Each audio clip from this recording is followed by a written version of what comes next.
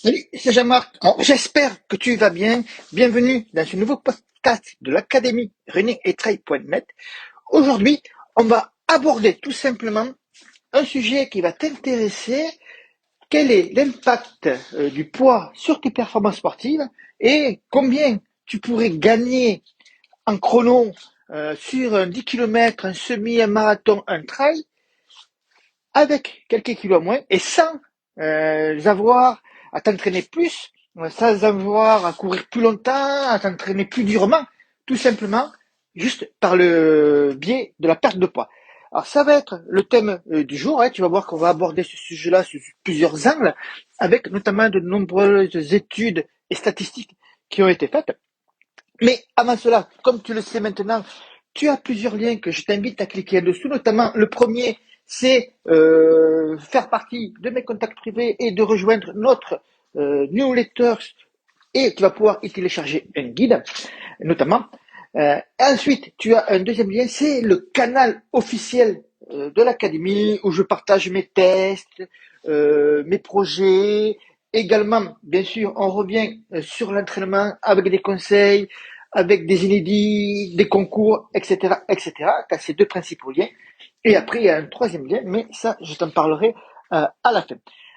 Donc, c'est parti. On sait que le gain apporté par une perte de poids en graisse. Alors, je te parle bien de perte de poids en graisse et tu vas voir que j'y reviens plusieurs fois là-dessus. Elle est variable selon les individus. Mais ça va te paraître à la fois très important et très surprenant. En course à pied, un excès de masse et de masse graisseuse, je rappelle donc ça, peut avoir plusieurs répercussions négatives sur l'organisme. La hausse du rythme cardiaque et donc de ta consommation d'oxygène, également une hausse de la température corporelle à l'effort, et tout ça va mécaniquement entraîner aussi une augmentation de ta dépense énergétique, ainsi que une hausse de la pression exercée sur les os et les articulations. Parce que en course à pied, plus qu'un sport porté comme la natation ou le vélo, il y a les impacts au sol et à chaque impact, 1 kilo de plus, ça te fait, si tu as 1 kilo de surpoids ou 2-3 kilos en plus, forcément, ça va taper plus fort sur le sol au moment de l'impact, même si ta foulée est très bonne. Le poids est donc un acteur important dans ta consommation d'oxygène, et notamment pour déterminer le seuil auquel le volume maximal d'oxygène consommé est atteint. C'est la fameuse VO2 max. Pour un coureur, ce volume maximal est associé à la vitesse précise qui est la vitesse maximale aérobie, la fameuse VMA. Travailler la VMA à l'entraînement, tu sais que ça conduit à repousser la vitesse de course à laquelle ton volume d'oxygène est maximal. Et c'est là qu'il y a le rapport. Avoir une masse grasse plus faible réduit dans un premier temps ton besoin en oxygène et dans un deuxième temps, ça diminue aussi la dépense énergétique liée à ta foulée.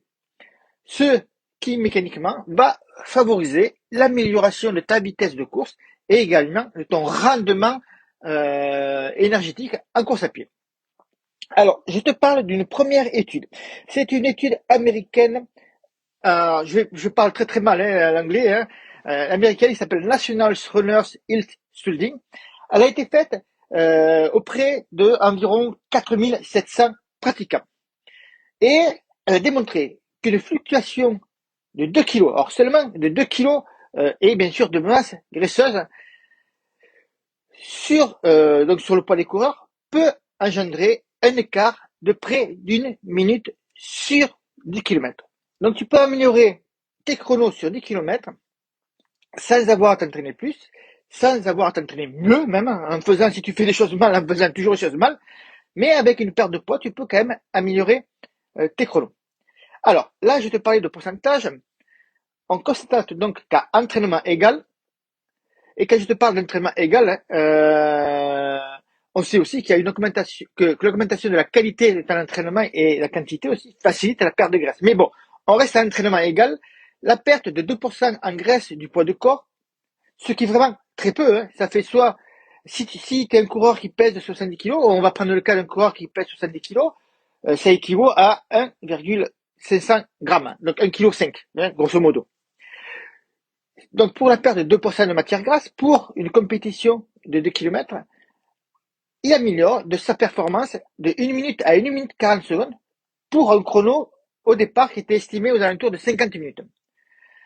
Pour toujours, pareil pour un coureur de 70 kg qui perd 2% de matière grasse et qui valait 50 minutes sur 10 km, avec une perte de 5% de matière de graisse, le gain serait alors de 2 minutes 30. Alors, attention toutefois, il y a quand même un bémol, et là je vais te parler de mon expérience personnelle. Pour quelqu'un qui est déjà idéalement maigre pour courir, bon, c'est plutôt rare, hein, on a tous toujours un petit peu de graisse, même chez les coureurs de haut niveau, c'est toujours rare. Ce n'est pas la perte de poids qui permettra de mieux courir. Alors, je vais te parler de mon cas personnel. Lorsque j'étais jeune et que je flirtais aux alentours des 37 minutes 30 sur 10 kilomètres, je pesais, grosso modo, mes souvenirs sont bons, 69 kilos. J'ai alors décidé d'essayer de descendre à 65-66, en faisant attention à l'alimentation et bien sûr en surveillant tout ça. Et je me suis aperçu que quand je suis arrivé à ce fameux poids de 65-66 kilos, que j'y suis resté 3-4 mois grosso modo, hein, mes performances ne se sont pas améliorées, mes chronos ne sont pas descendus pour autant.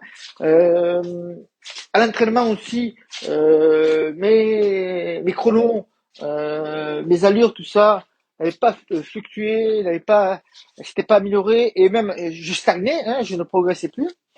Et du coup, je suis remonté à 68-69. Et là, j'ai pu améliorer légèrement mes chronos. Donc j'en ai estimé que mon poids de forme, pour moi, à l'époque, hein, quand j'étais jeune, se situait aux alentours de 68-69 kilos. Donc attention, lorsqu'on te parle de perte de poids, si tu es très maigre, déjà, c'est pas là-dessus que tu vas gagner. Ce sera plutôt alors sur l'entraînement.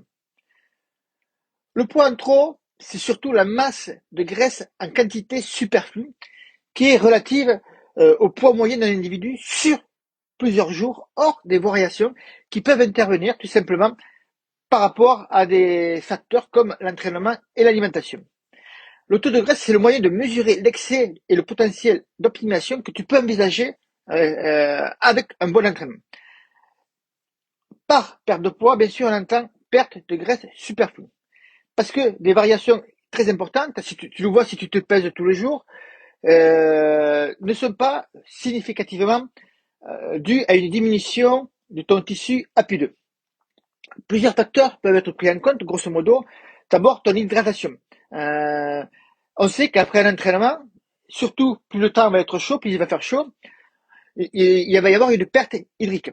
Si elle est mal compensée, c'est-à-dire que si tu ne bois pas pendant l'entraînement avant l'entraînement aussi également, ça va provoquer une diminution de poids qui parfois peut avoisiner 1 kg à 1,5 kg sur une simple sortie ou sur une compétition. Donc attention à ça. Ensuite, il y a un autre facteur, et là, les coureurs ne sont pas très souvent sensibilisés à ce sujet, c'est le statut, ce qu'on appelle le statut mycogénique. On sait qu'après un effort long et intense, ça peut être une compétition, mais ça peut très bien être tout simplement une sortie longue de plusieurs heures. On sait que les stocks de glycogène musculaire et hépatique peuvent baisser à des valeurs inférieures qui sont grosso modo à 5 grammes par kilo. Alors qu'en période normale, avant cet entraînement ou en période normale de repos, il se situe à 30 grammes par kilo. Et donc pour un coureur toujours pareil de 70 kilos, il peut perdre facilement comme ça 1,5 kg à 2 kilos sur la balance. Donc là aussi, c'est toujours possible qu'il y ait des fluctuations de 1 à 10 kilos. C'est pour ça que très souvent, on te recommande de ne pas te peser tous les jours, mais surtout de te peser régulièrement, peut-être 2 fois, 3 fois par semaine à la limite, mais de suivre, de ne pas te focaliser sur le poids du jour J, mais plutôt de te focaliser sur la ligne, plutôt sur la progression, la baisse ou la montée de ton poids sur plusieurs semaines. C'est là qu'on voit plutôt comment ça marche. Donc, des fluctuations de plusieurs kilos peuvent être constatées sans que ce soit forcément une perte de poids réelle. Dans le sens que ce sera pas l'eau, pardon, ce sera pas la graisse qui sera perdue, mais tu l'as compris que ce sera l'eau ou le glycogène qui aura été perdu. Donc, ceux qui s'entraînent, et ça j'en ai vu longtemps, surtout en région parisienne, qui mettaient en plein été un kawaii pour espérer maigrir et perdre du poids, déjà ils ont tout faux parce que bon, ils vont perdre que de l'eau, mais en plus, avec le kawaii et la chaleur, ben, ils vont comprimer le cœur et c'est jamais très bon. Maintenant, je t'ai parlé des premières études et avec toi, je vais revenir sur d'autres études et statistiques.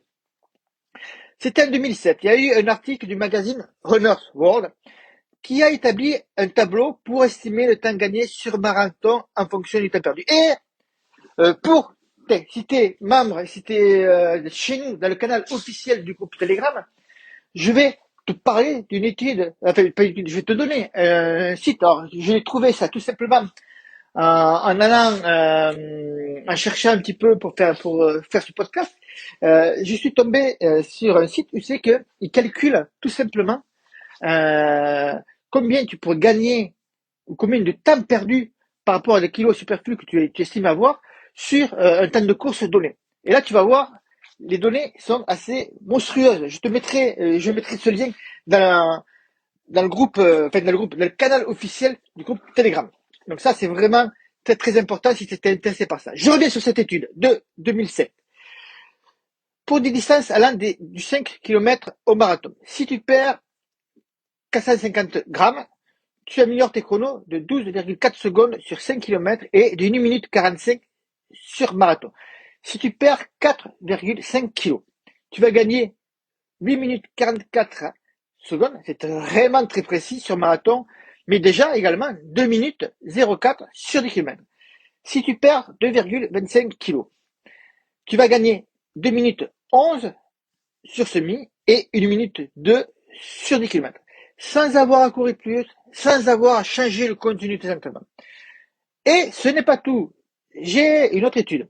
Selon la célèbre physiologiste française Véronique Villa, chaque kilo en trop diminue de presque 1,5 ton VO2 max. Parce que le kilo en plus augmente ton coût énergétique, ça je t'en ai parlé, et dans le même temps, ton économie de course se dégrade.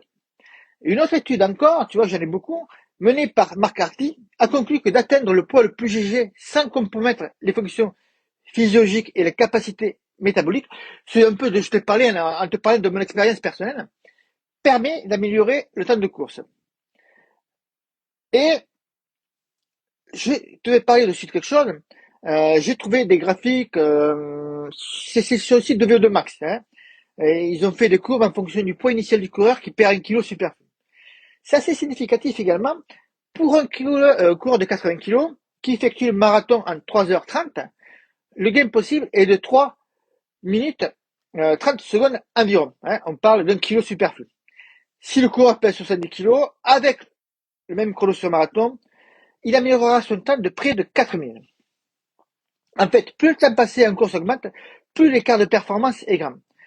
Et ça fonctionne aussi pour les autres distances. Un coureur de 60 kg, toujours pareil, avec un kilo de moins superflu, qui vaut 1h45 sur semi, pourra améliorer ses chronos de 2 minutes 30 environ. Et s'il pèse 70 kg, le gain correspond à un peu moins de 2 minutes. Donc, on voit, en finissant là-dessus, que le poids est vraiment, vraiment, vraiment quelque chose de primordial lorsqu'on veut être performant en course à pied. Et l'erreur qui est de penser que il suffit de s'entraîner pour perdre du poids et que on va pouvoir bouffer à droite à gauche tout ce que l'on veut, ce n'est pas la bonne solution. Si tu veux perdre du poids, il faut te concentrer sur ton alimentation. C'est le point principal. C'est ton alimentation qui va t'aider à perdre du poids. Alors bien sûr, je ne vais pas te demander d'aller vivre dans un monastère, de manger tous les jours de la soupe de choux ou de faire un régime de betterave, etc. Hein. Non, non, non, non. Il te faut une alimentation équilibrée. Et de temps en temps, tu as droit de faire ce qu'on appelle dans le jargon des cheat meals, c'est-à-dire des journées de triche ou des repas de triche où c'est que tu t'autorises à manger tout ce que tu veux. Hein. Tu peux le faire une fois par semaine, avec des limites. Hein. Le but c'est pas de te faire exploser la panse, mais si tu as mangé un burger, en fait, ben, tu peux le faire lors d'un repas et être entre guillemets sérieux le reste de la semaine. Et c'est ça, moi je te conseille tout simplement. J'ai perdu 7 kilos en 3 mois avec un programme qui s'appelle Cuisiner Minceur. Alors, c'est pas un programme de chez nous, hein, tu vois, je te fais la promo de notre programme. C'est Cuisiner Minceur, c'est tout simplement, tu vas recevoir 9 e-books. Ils vont te parler de métabolisme, parce que chaque humain, il y a plusieurs morphologies, plusieurs métabolismes possibles pour les sportifs et pour les personnes lambda également. Et il va te proposer d'adapter ton alimentation par rapport à ton métabolisme. Ils vont te donner aussi de très très très nombreuses recettes faciles à faire. Moi, j'en ai fait plusieurs. D'ailleurs, si tu es dans mes contacts privés, que tu reçois ma newsletter, tu vas voir que j'ai donné hier ou avant-hier une recette à base avec des crevettes et tout très très facile à faire. Donc, tu as des recettes, tu as beaucoup de recettes, je crois qu'il y en a plus de 250, et 9 guides au format à télécharger. Tu ne reçois pas de livre chez toi, mais c'est un format à télécharger. Tu as une garantie de 60 jours d'essai, satisfait ou remboursé. C'est vraiment un programme que je recommande parce qu'il est tout simple à mettre en place. Il n'y a pas besoin de sortir de l'ENA pour y arriver. Il n'y a pas besoin non plus d'être un cordon bleu pour y arriver. Il n'y a pas besoin de passer des heures et des heures en cuisine pour y arriver, bien qu'il y ait 2-3 recettes qui demandent plus de temps, mais bon, tu laisses mijoter pendant que tu fais autre chose, même quand tu fais du sport. Franchement, moi, c'est un truc très simple à mettre en place. Et si tu veux perdre quelques kilos superflus, même si tu veux avoir une alimentation équilibrée et arrêter de manger des plats surgelés ou des plats préparés, c'est un bon début pour commencer. Et franchement, ça vaut son pesant d'or. Je te mets ce troisième lien en dessous donc du ce podcast si t'es intéressé.